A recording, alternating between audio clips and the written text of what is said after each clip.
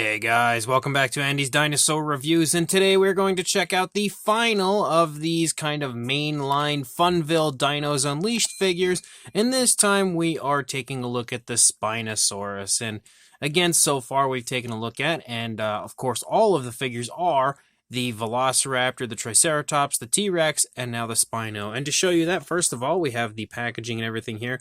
Pretty much your standard as far as these Funville figures, and you can see that we have that kind of like paddock type fence back here. And I also love that they switch up the dinosaur depending on what dinosaur it is. Like for the T-Rex sign, you saw a T-Rex. For the Spinosaurus, you clearly see a Spinosaurus.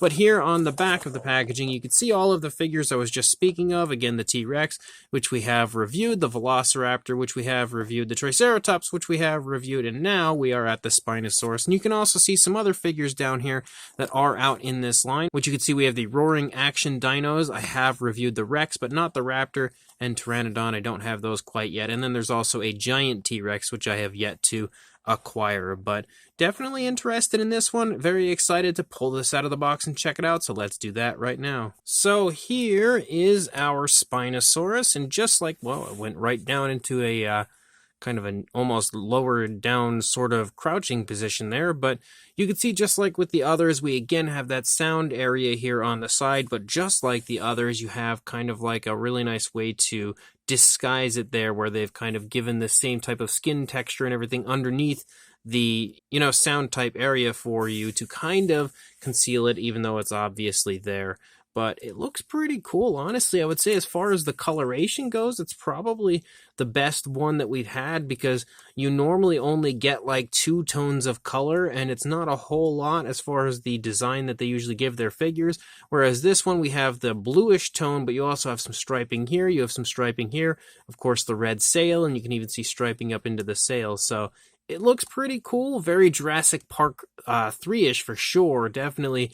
I think the majority of these figures were kind of based on the Jurassic Park type dinosaurs. I can without question see similarities here with the Spinosaurus compared to the, again, JP3 style Spinosaurus. So let's go ahead and jump straight to a closer look at this right now. So starting up here at the head sculpt of our Spinosaurus, you can definitely see again what I was talking about when it comes to that kind of striping running through the snout. You can see the nostrils, and you can see the eye is sculpted out pretty nicely, given a green eye with a black pupil.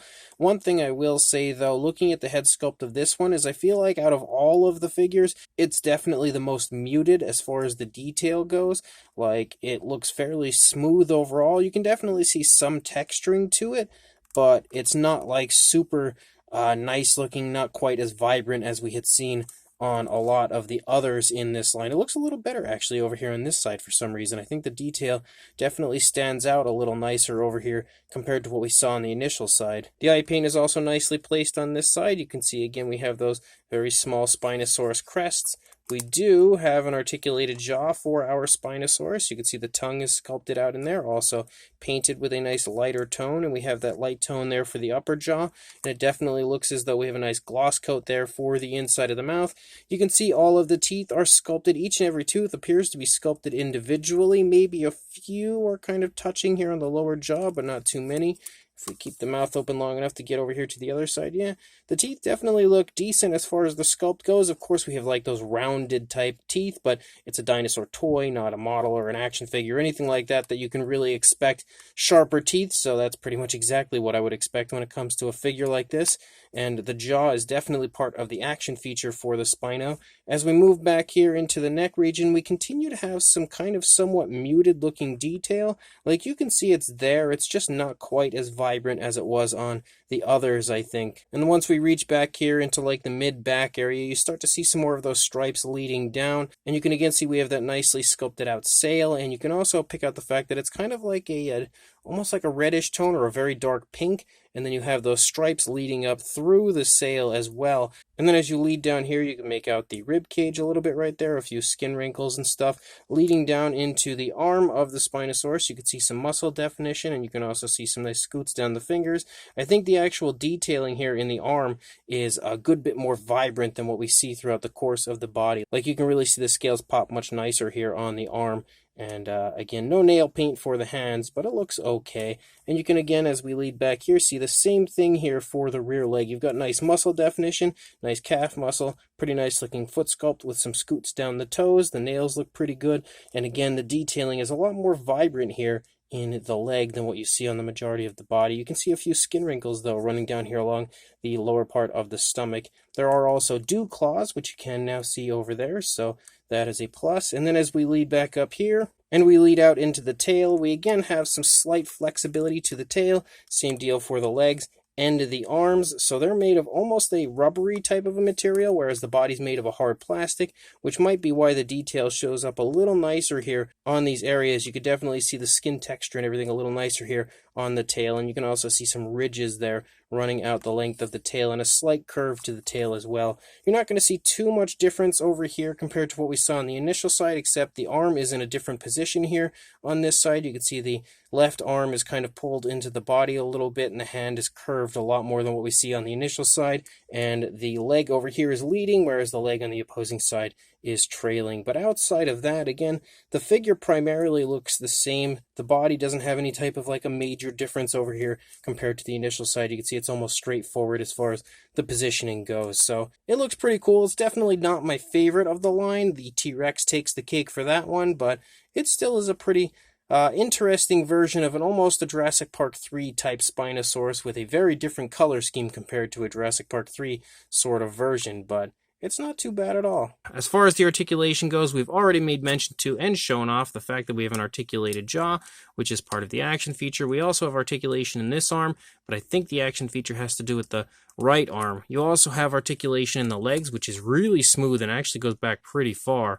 You can see it can go forward pretty far, and same deal for this leg. Goes back a lot further than it does go forward over here, but still nicely articulates.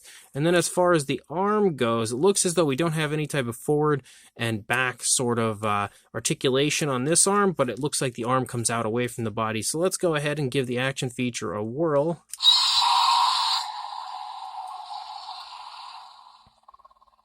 That's a very interesting noise. I was wondering what the noise would be for this one, because we've had a Velociraptor that had kind of a JP Velociraptor noise, a T-Rex that had sort of a JP T-Rex noise. The Triceratops, I'm not entirely sure where they got that noise. May have been a Jurassic Park noise, I'm not too sure. But I wasn't sure if we'd have the Spinosaurus noise, and that definitely doesn't sound like a Jurassic Park 3 Spinosaurus to me. But we'll go ahead. All you basically do is pull the arm out away from the body. Pretty cool noise, actually. I do like that. So, as far as it's got a leaning problem, I will say that, though. It tends to fall down forward a little bit. But for a size, lengthwise, you are looking at about 9 3/4 inches or around 24.5 centimeters. And the highest point is definitely the sail, around 5 inches or just under 13 centimeters. For a size comparison, there is Mr. Papo T-Rex, the Attack Pack Colovosaurus, and Robert Muldoon from the Mattel Jurassic World toy line, next to our Spinosaurus from Funville. And you can definitely see it's pretty much the size you expect, because if you've been following these figures since my initial review, you'll know that as far as these mainline figures go, they're all right there in the same similar size range. They obviously don't differentiate them compared to the size that they would depending on the species. Like the Raptor is pretty much as big as the T-Rex, so the Spinosaurus as well was pretty much inevitably going to land in the same size range as the T-Rex and Raptor. But for another comparison, there is our T-Rex and the Spinosaurus from Funville together, and honestly, the Rex is actually a little bit bigger. I wasn't expecting that. It seems like more bulky would be the Tyrannosaurus. The Rex, if it were actually positioned down, you can see it's pretty much the same size as far as length and stuff goes, but if you have it positioned up, definitely looks a lot bigger now. But I think it's just bulkier than the Spinosaurus. But for another comparison, there is the Triceratops from Funville as well. I would also bring in the Velociraptor for a comparison, but I think I already have those in storage. Tried looking for them briefly over here, and I can't figure out where I put them, so I must have already thrown them into storage because I have very little room here to display anything anymore, so Unfortunately, they may be in a box in my storage unit, but another comparison that shows that they are a fairly similar size as far as all of the different species that they include in this line. And then for one final comparison, you've got a Mattel Dilophosaurus and Velociraptor here next to our Funville Spinosaurus, just to kind of iron out the size with one final comparison. So these Funville Dinos Unleashed figures have been an absolute blast, honestly. I've really enjoyed them, and I'm definitely hoping to get at least the other paint variants of the Rex and Spino, as well as the figures that we were taking a look at earlier, the Giant Rex and the other two babies. I would definitely love to get my hands on those and add those to my collection.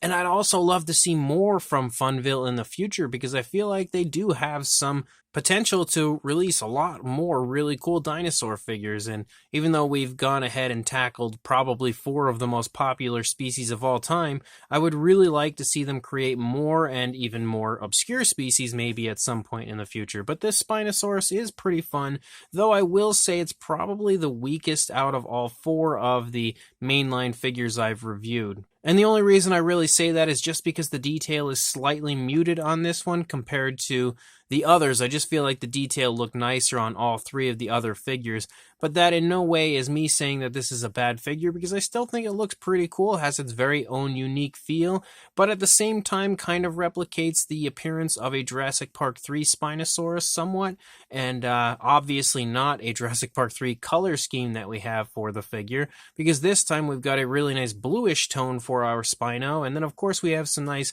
lighter tones like some reds and stuff up there in the sail, which I do like, helps to add a little bit of flashiness up there in the back and the sail area of the Spinosaurus. On top of that, you've got some pretty fun articulation, which is always a good thing when it comes to a dinosaur figure, and we actually also have a pretty cool action feature. It's not the best as far as the way that you kind of activate the action feature, because I'm not a huge fan of the pulling of the arm out away from the body, but I do like that Funville had gone ahead and created something different for every figure. Like, every figure has a different type of an action feature, so that is a plus.